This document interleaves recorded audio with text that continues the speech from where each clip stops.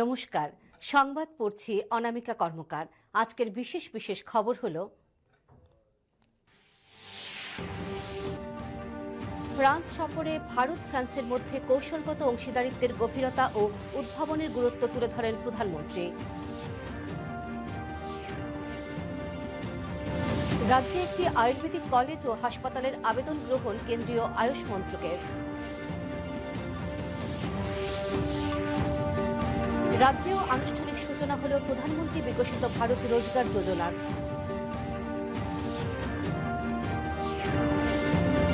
নেশামুক্ত সপ্তাহের অঙ্গ হিসেবে 24শে জুন র্যালি, জানিয়েছেন পশ্চিম জেলার জেলাশাসক।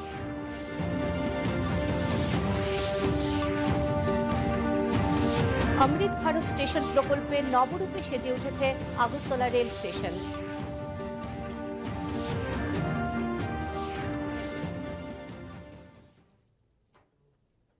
এবারে বিস্তারিত সংবাদ।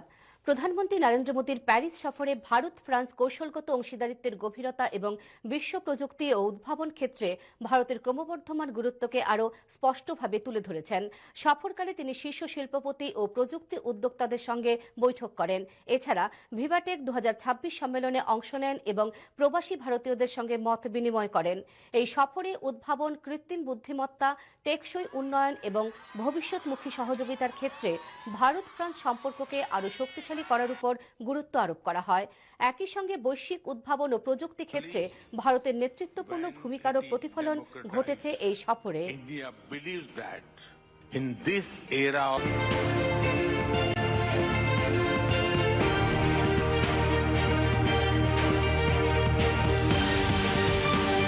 एआई और क्रिटिकल मिनरल से लेकर हाई स्पीड रेलवे तक हर क्षेत्र में हम मिलकर आगे बढ़ेंगे। इन सभी पहलों से हम भारत और फ्रांस को और करीब ला रहे हैं और मैं फिर कहूंगा, इस साझेदारी की नींव, इस रिश्ते की असली ताकत आप सब है।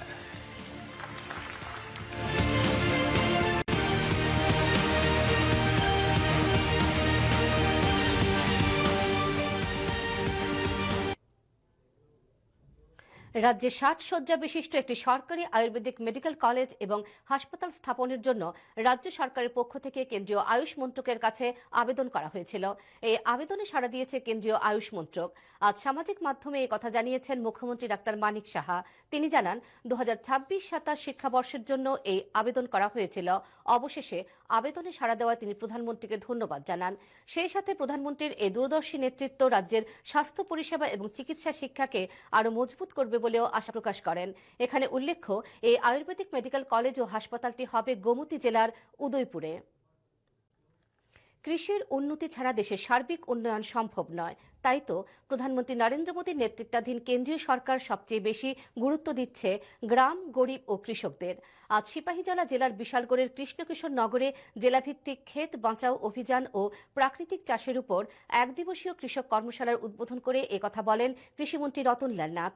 স্থানীয় মধুমালা এসবি স্কুল মাঠে আয়োজিত অনুষ্ঠানে অন্যদের মধ্যে উপস্থিত ছিলেন সিপাহীজলা জেলা পরিষদের সভাধিপতি সুপ্রিয়া দাস দত্ত, বিধায়ক সুশান্ত দেব, ভারতীয় কৃষি অনুসন্ধান কেন্দ্রের উপদেষ্টা মণ্ডলীর সদস্য প্রদীপ বরণ রায় সহ কৃষি দপ্তরের পদস্থ আধিকারিকরা।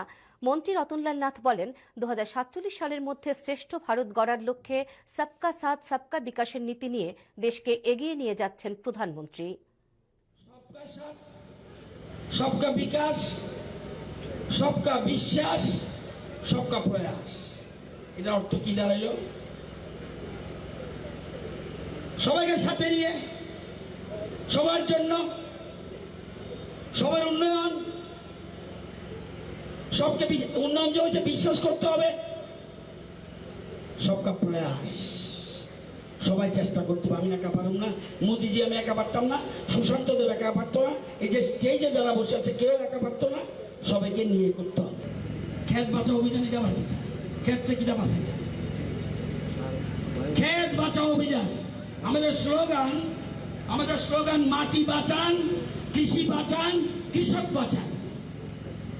আমরা যে ক্যালসিয়াম রাসায়নিক সার দেই, মাটি সব শেষ হয়ে যেতেছে। এটা ধরিত্রী মা, অনেকে পূজা করে, ধরিত্রী মা। রাজ্যে মাছের উৎপাদন বেড়েছে জানিয়েছেন মৎস্য দপ্তরের মন্ত্রী সুধাংশু দাস। পরিত্যক্ত পুকুরগুলো মাছ চাষের উপযোগী করে গড়ে তোলা হচ্ছে বলে তিনি জানান। আজ দপ্তরের আধিকারিকদের নিয়ে রাজ্য স্তরের পর্যালোচনা বৈঠক অনুষ্ঠিত হয়। গুর্খাবস্তিস্থিত মৎস্য দপ্তরের অফিসে পর্যালোচনা বৈঠকে মন্ত্রী সুধাংশু দাস ছাড়াও উপস্থিত ছিলেন মৎস্য দপ্তরের সচিব দীপা ডি নায়ার, দপ্তরের অধিকর্তা সহ অন্যান্য আধিকারিকরা। বৈঠকে দপ্তরের বিগত দিনের কাজকর্ম নিয়ে পর্যালোচনা করার পাশাপাশি আগামী দিনের কাজের পরিকল্পনা নিয়ে বিস্তারিত আলোচনা হয়েছে। গত বছর যেটা এর আগের বছর যেটা আমাদের ছিল ধরুন 85,000 মেট্রিক টন, সেটা বেড়ে পরবর্তী সময় হয়েছিল 89। বর্তমানে আমাদের এটা 94 উপরে কিন্তু আমাদের প্রোডাকশন হয়েছে। এর মূল কারণ হচ্ছে আমরা কিন্তু ফিশারি ডিপার্টমেন্টের মাধ্যমে বিভিন্ন স্কিম, যেমন আমাদের স্টেট ফান্ডেড স্কিম যেগুলি আছে, মুখ্যমন্ত্রী মৎস্য বিকাশ যোজনা, সেন্ট্রাল গভর্নমেন্টের স্কিম যেমন প্রধানমন্ত্রী মৎস্য সম্পদা যোজনা, এই দুইটা স্কিমের আওতায় কিন্তু রাজ্যে অনেকগুলি পুকুর আমরা নির্মাণ করেছি, নতুন পুকুর খনন করা হয়েছে, পরিত্যক্ত জলাশয় যেগুলি ছিল সেগুলি সংস্কার করা হয়েছে। স্বাভাবিক কারণে কিন্তু জলাশয়ের এরিয়াটা বৃদ্ধি পেয়েছে, মাছ চাষও স্বাভাবিক কারণে সেখানে বৃদ্ধি হবে বা প্রোডাকশনটা বাড়বে। প্রধানমন্ত্রী বিকশিত ভারত রোজগার যোজনার মূল লক্ষ্য হল কর্মসংস্থান সৃষ্টি ও বৃদ্ধি, উৎপাদন ক্ষেত্রের উপর সামাজিক নিরাপত্তা নিশ্চিত করা, বলেছেন জনজাতি কল্যাণ মন্ত্রী বিকাশ দেববর্মা। আজ গোটা দেশের সঙ্গে রাজ্যেও বিকশিত ভারত রোজগার যোজনার সূচনা হয়। আগামী 2 বছরের মধ্যে গোটা দেশে 3.5 কোটিরও বেশি কর্মসংস্থান সৃষ্টির উদ্যোগ নেওয়া হবে। এর জন্য ব্যয় ধরা হয়েছে প্রায় 1 লক্ষ কোটি টাকা। রাজধানীর ডক্টর শ্যামাপ্রসাদ মুখার্জি টাউন হলে কর্মচারী ভবিষ্য নিধি সংস্থা ইপিএফও আয়োজিত অনুষ্ঠানে রাজ্যসভার সাংসদ রাজীব ভট্টাচার্য বলেন, 2047 সালের মধ্যেই বিকশিত ভারতের লক্ষ্যে কাজ করছে কেন্দ্রীয় সরকার। অনুষ্ঠানে স্বাগত ভাষণ দেন আঞ্চলিক পিএফ কমিশনার লিও জোসেফ মারান্ডি।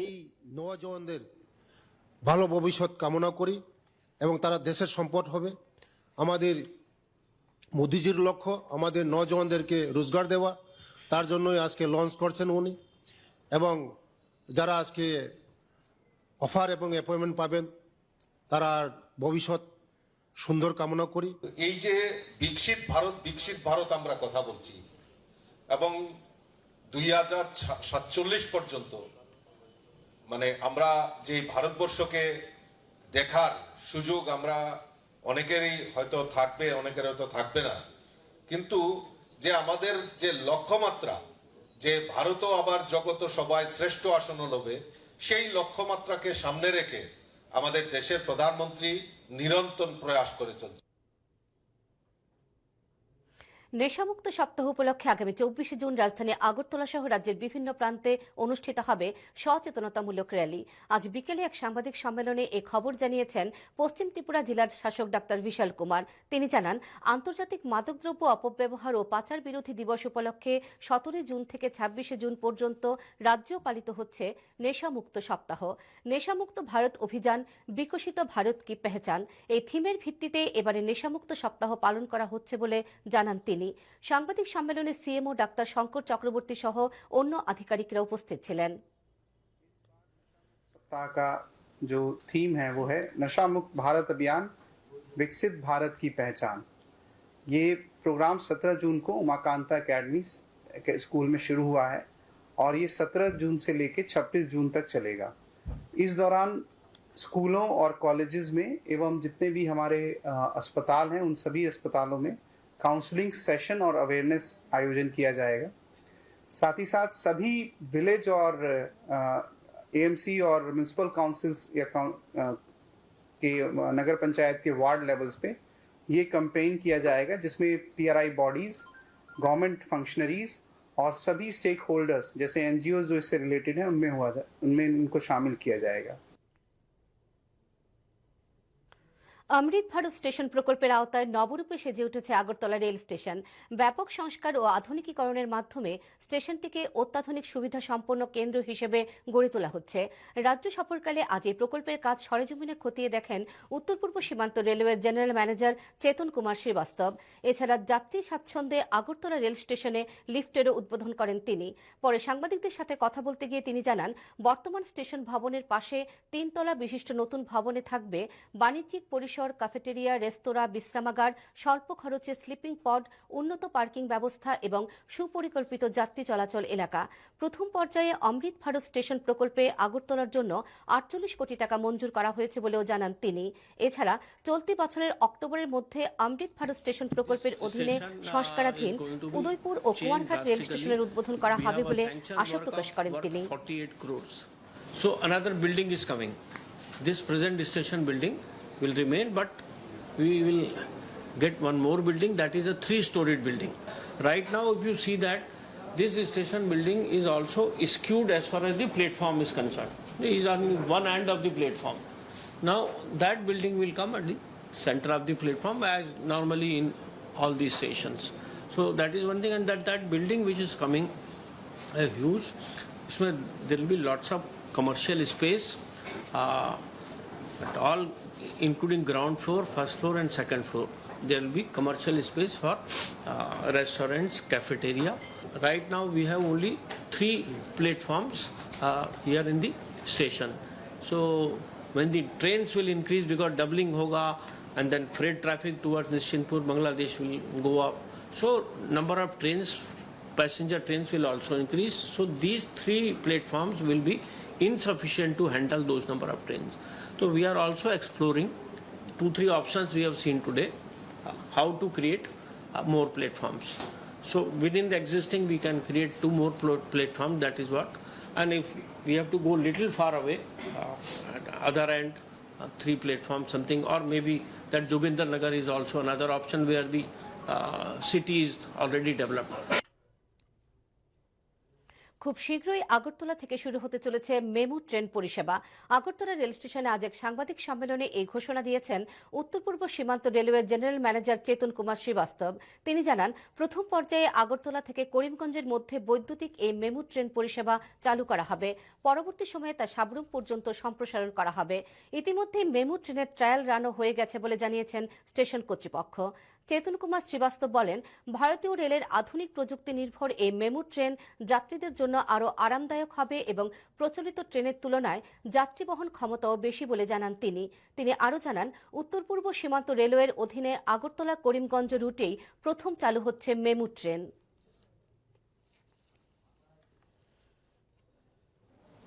देख लेंगे हम लोग अभी तो, क्योंकि क्या है, देखिए यही करीमगंज जा करके यहाँ लौट के आना ना, मेमू सर्विस इस तरह से होती है जहाँ मेंटेन होती है, जाएगी लौट के आएगी।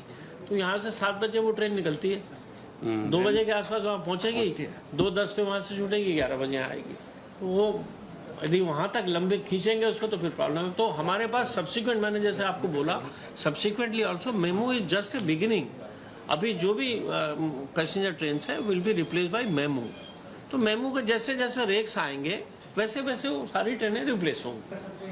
वंदे भारत स्लीपर आएगी। फिर हमें एक्चुअली अभी गुवाहाटी से एक चालू किया गया है, गुवाहाटी में वंदे भारत के लिए मेंटेनेंस फैसिलिटी भी क्रिएट हो रही है।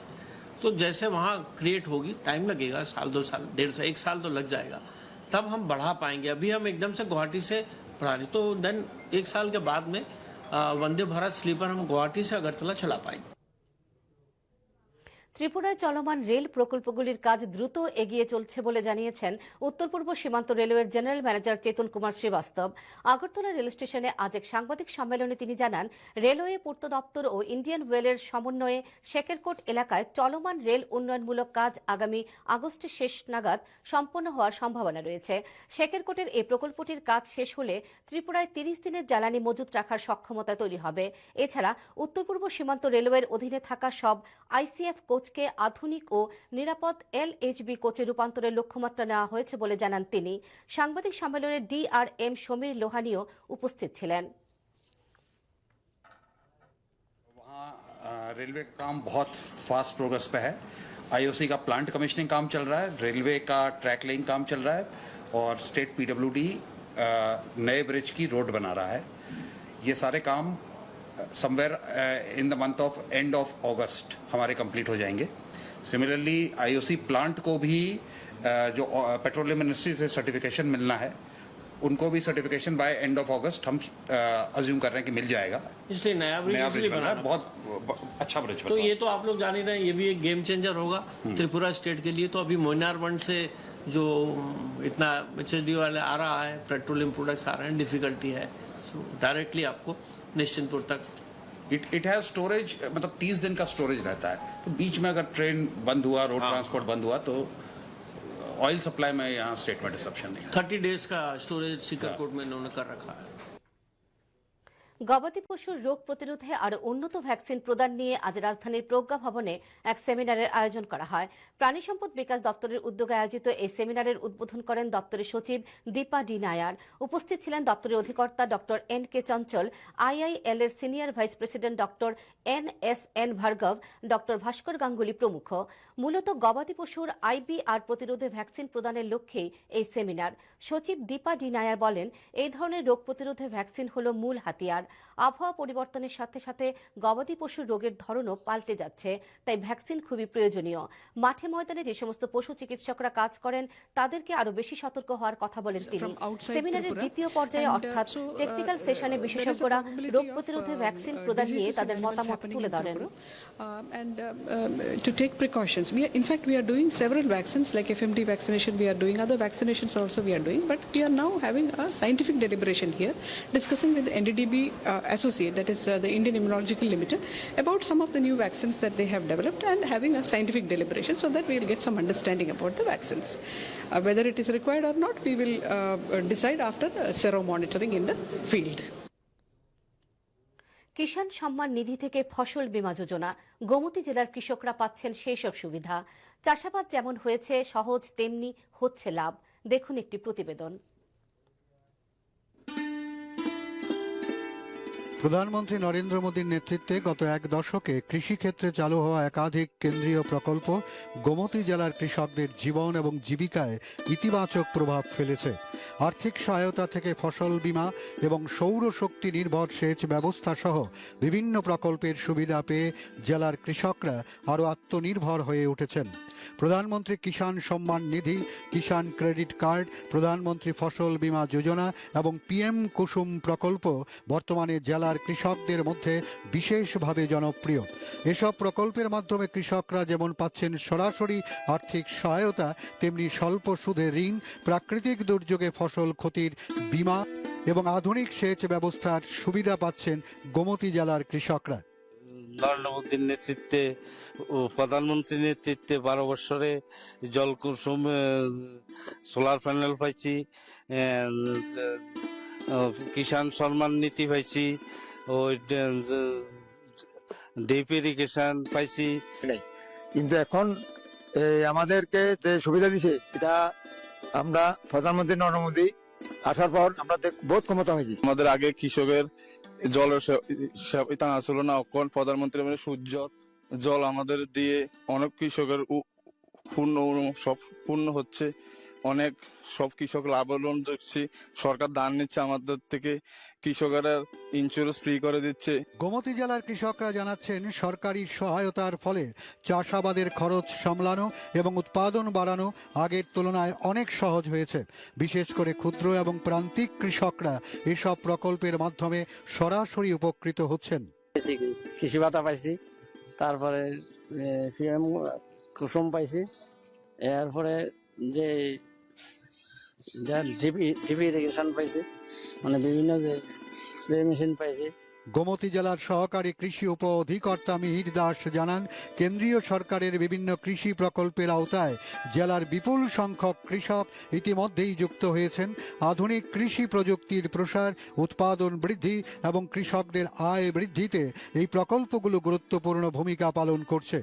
এর মধ্যে বিশেষ করে PM কিষাণ এবং PM KSY, এছাড়া বিভিন্ন স্কিমগুলি, ওরা কৃষি উন্নতি যোজনার স্কিমগুলি পেয়ে অনেক উপকৃত হচ্ছেন এবং কৃষক স্বাবলম্বী হয়েছেন। প্রধানমন্ত্রী নরেন্দ্র মোদীর দীর্ঘ 12 বছর কালে গোমতী জেলার কৃষকরা পেয়েছেন নানান সুবিধা। কৃষিকাজে তারা অনেকটাই হয়েছেন স্বাবলম্বী এবং কৃষিকাজ করতে তাদের অনেকটাই উপকার হচ্ছে। তারা PM কুসুম দ্বারা এবং PM সম্মান নিধি, কিষাণ সম্মান নিধিও পেয়ে তারা উপকৃত। দক্ষিণ মাতারবাড়ি এলাকা থেকে প্রসঞ্জিৎ দে, দূরদর্শন সংবাদ, ত্রিপুরা। প্রাকৃতিক উপায়ে কৃষি চাষ করার উপর গুরুত্ব দিয়ে আজ গোমতী জেলার নতুন বাজার কমিউনিটি হলে অনুষ্ঠিত হয় ক্ষেত বাঁচাও অভিযান ও প্রাকৃতিক কৃষি কর্মশালা। কৃষি বিজ্ঞান কেন্দ্র ও কৃষি ও কৃষক কল্যাণ দপ্তরের যৌথ উদ্যোগে আয়োজিত এই কর্মশালার সূচনা করেন বিধায়ক রঞ্জিত দাস। তিনি বলেন, কৃত্রিম সার ব্যবহার না করে প্রাকৃতিক উপায়ে কৃষিকাজ করলে কৃষির উৎপাদন বাড়বে, এর ফলে দূষণমুক্ত পরিবেশ গড়ে উঠবে বলেও জানান তিনি।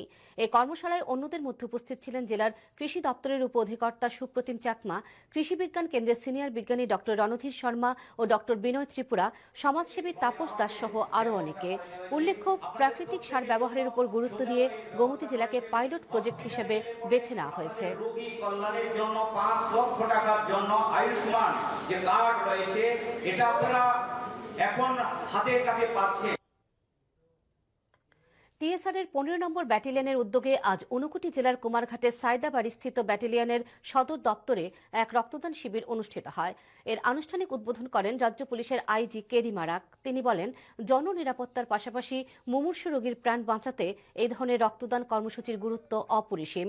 বক্তব্য রাখেন বাহিনীর commandant Rajib Sengupta, deputy commandant Raju Reang, চিকিৎসক ডাক্তার সুতপা ভট্টাচার্য প্রমুখ।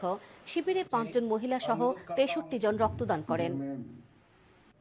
समादेष्टा महोदय से अनुरोध करता हूं, हम लोग ज्यादातर पार्टिसिपेंट्स करने के लिए हम लोग ऑर्गेनाइज करते हैं, ताकि हम लोग, क्योंकि ब्लड बैंक जो है कोई कहीं भी हो, अगरतला हो, कैलाशहर हो, जो भी हो, सो कभी बहुत सारे ये उन लोग को प्रॉब्लम होता है, ब्लड शॉर्टेज होता है। और उम्मीद करूंगा कि आप लोग आगे भी और ऐसा बड़ा बड़ा ब्लड डोनेशन कैंप ऑर्गेनाइज करे और सोसाइटी को मदद करे। শেষ হল সিপিআইএম এর দুদিন ব্যাপী রাজ্য কমিটির বৈঠক। আজ বৈঠক শেষে সাংবাদিক সম্মেলন করে দলের সর্বভারতীয় সাধারণ সম্পাদক এম.এ. বেবি জানান, রাজ্যের সামগ্রিক পরিস্থিতি নিয়ে এই দুদিনের বৈঠকে আলোচনা হয়েছে। সিপিআইএম এর রাজ্য সম্পাদক জিতেন্দ্র চৌধুরী দুদিনের বৈঠকে যে সমস্ত কর্মসূচি হাতে নেওয়া হয়েছে তার বিস্তারিত তুলে ধরেন। সাংবাদিক সম্মেলনে অন্যদের মধ্যে উপস্থিত ছিলেন পলিট ব্যুরো সদস্য মোহাম্মদ সেলিম, মানিক দে প্রমুখ।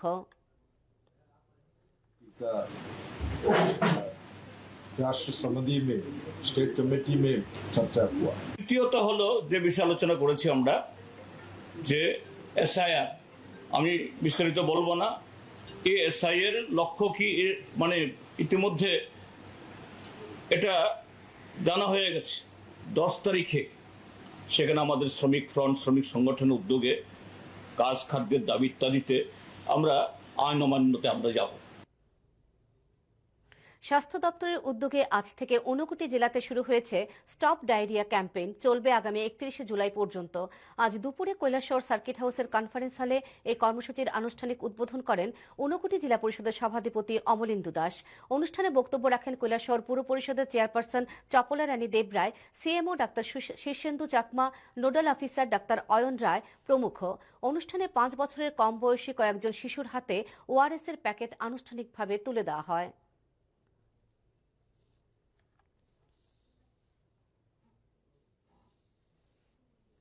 রোগ ছিল আমাদের দেশেও, ডায়রিয়া যেখানে হয়েছে মোটামুটি যে করে হয়েছে এই করে তো একজন না একজন চলে গেছে। ডায়রিয়া এখন অনেকটা কন্ট্রোলে।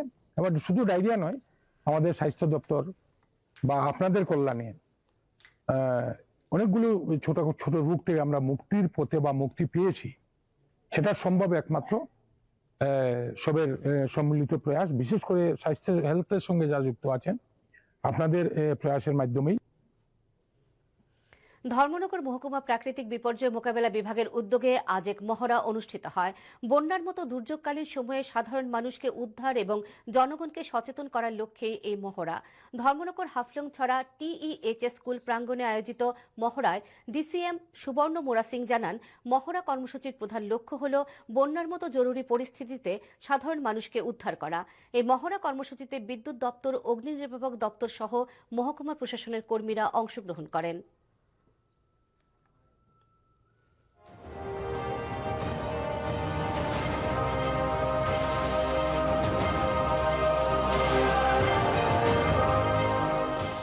হাফলং ছড়া টি গার্ডেনের একটা লেইকে আমরা এই মহড়াটা অনুষ্ঠিত করি।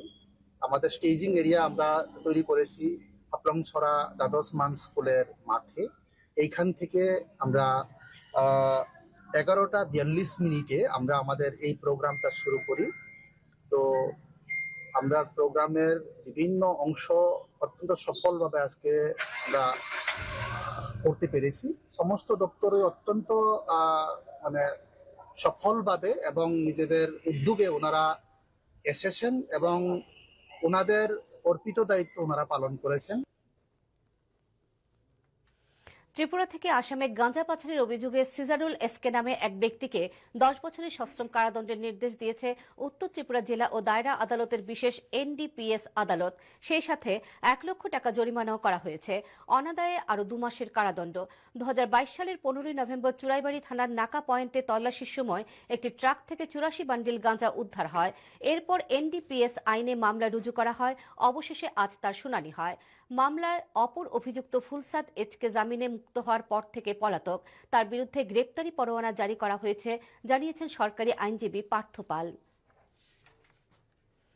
অবৈধ গাঁজা পাচারের অভিযোগে আমপাশা এলাকার বাসিন্দা দক্ষরাম রিয়াংকে 10 বছরের কারাদণ্ড এবং 1 লক্ষ টাকা জরিমানার নির্দেশ দিয়েছে আদালত। আজ খোয়াইয়ের বিশেষ জেলা ও দায়রা আদালতের বিচারপতি শর্মিষ্ঠা মুখার্জি এই রায় দেন। 2024 সালের মে মাসে মুঙ্গিয়াকামি থানার পুলিশ একটি অটো থেকে 76 কেজি গাঁজাসহ দক্ষরাম রিয়াংকে আটক করে। দীর্ঘ 1 বছর ধরে এই মামলায় মোট 16 জন সাক্ষীর সাক্ষ্য গ্রহণ করা হয়।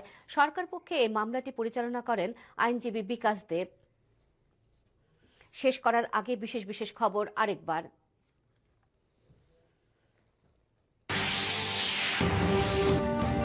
ফ্রান্স সফরে ভারত ফ্রান্সের মধ্যে কৌশলগত অংশীদারিত্বের গভীরতা ও উদ্ভাবনের গুরুত্ব তুলে ধরেন প্রধানমন্ত্রী। রাজ্যে একটি আয়ুর্বেদিক কলেজ ও হাসপাতালের আবেদন গ্রহণ কেন্দ্রীয় আয়ুষ মন্ত্রকের।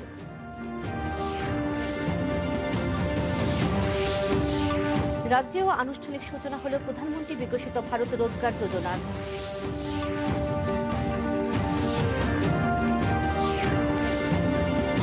নেশামুক্ত সপ্তাহের অঙ্গ হিসেবে 24 জুন র্যালি, জানিয়েছেন পশ্চিম জেলার জেলাশাসক।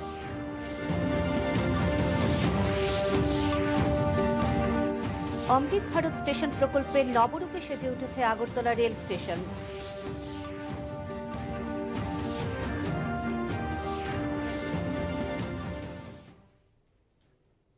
খবর আজ এই পর্যন্তই। নমস্কার, শুভরাত্রি।